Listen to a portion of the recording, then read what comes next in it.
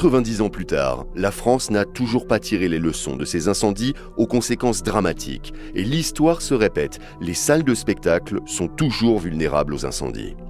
Un autre événement qui est très représentatif de cette difficulté à tirer les leçons des drames de l'histoire, eh bien, c'est l'incendie de l'Opéra Comique. Encore un lieu de plaisir, cette fois-ci un bâtiment construction classique, avec de larges issues pour rentrer et donc pour sortir, mais toujours ce problème de l'emploi des flammes nues qui constituent l'éclairage, la proximité de matériaux extrêmement inflammables. Certes, il y a un service de sécurité qui sera insuffisant et qui sera d'ailleurs mis en cause. Historiquement, c'est la première mise en cause du service de sécurité devant les tribunaux suite à un sinistre. Donc le feu prend. Très rapidement, le feu prend de l'ampleur. Alors, il est important, puisqu'on va parler de panique, c'est la panique qui va tuer, bien sûr, autant que le feu, mais la panique surtout.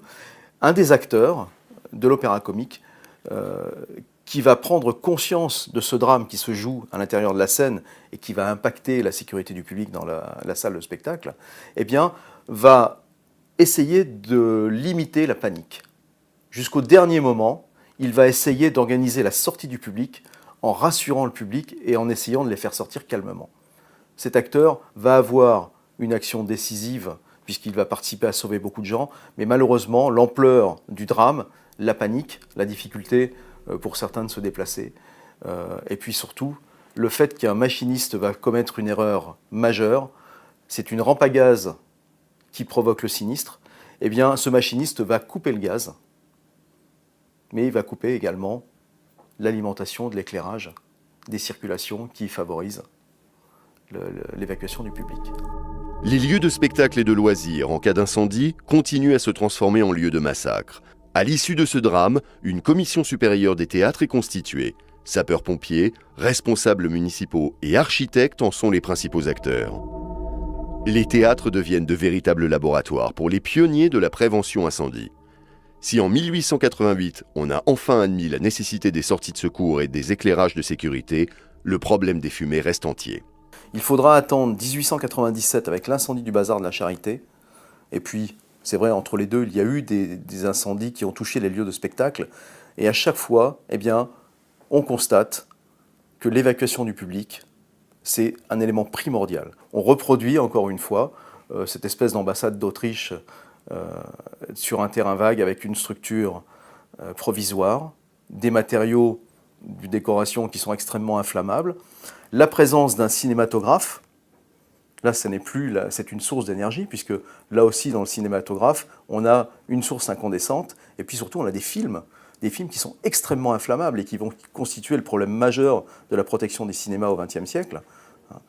C'est, encore une fois, cette espèce de bombe à retardement que l'on place au milieu de matériaux extrêmement inflammables, avec du public qui est là pour rentrer, mais dont on n'a pas pensé à favoriser la sortie. Et tout ça va constituer le point de départ d'un sinistre, je dirais presque sans précédent, puisqu'il va se développer à une vitesse monstrueuse. On estime à quelques minutes la durée du sinistre. Et là, il va tuer environ 200 femmes, qui sont pour la plupart des femmes de la haute société, provoquer une panique qui va avoir un effet retentissant dans les médias.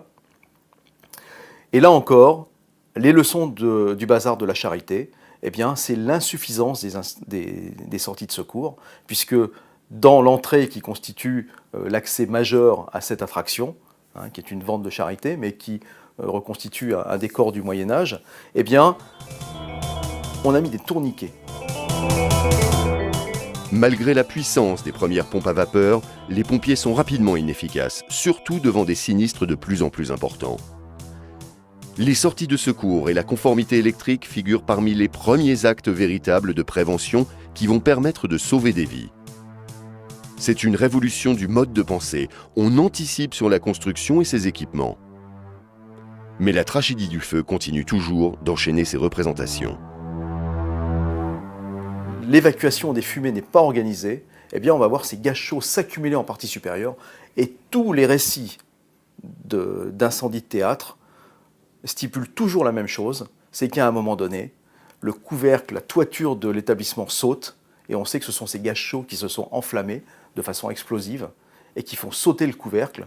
Et c'est ce qui va donner l'idée, avec, je dirais, encore quelques années d'attente, après l'incendie de l'Iroquois à Chicago, et puis l'incendie du théâtre de Vienne, en 1905, eh bien c'est à partir de ce moment-là qu'on va étudier des nouvelles conceptions pour protéger les théâtres et surtout favoriser l'évacuation de ces fumées qui sont dramatiquement dangereuses puisqu'elles propagent de façon généralisée l'incendie à l'ensemble de l'établissement.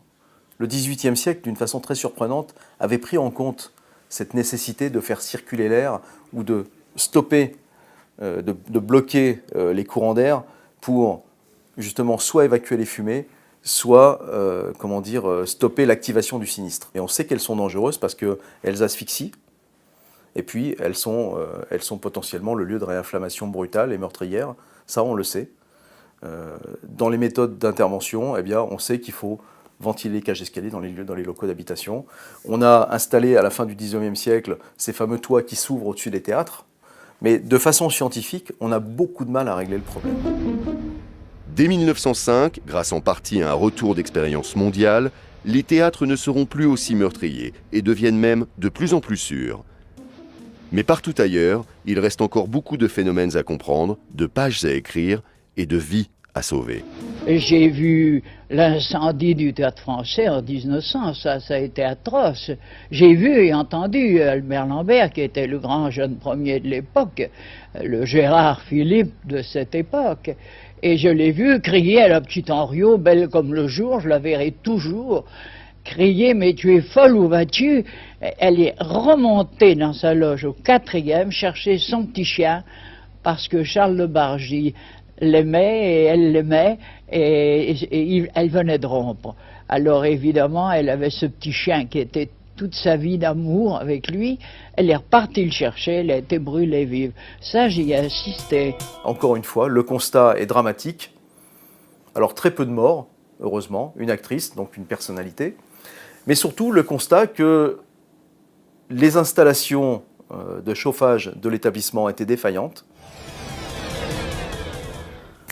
Toujours cette difficulté de maîtriser le sinistre qui va occasionner des dégâts majeurs, et puis la nécessité, encore une fois, qui est répétée et qui va commencer à s'installer dans les textes, eh bien, de contrôler les installations de chauffage, de contrôler les installations électriques, de façon à ce qu'elles présentent les meilleures garanties de sécurité.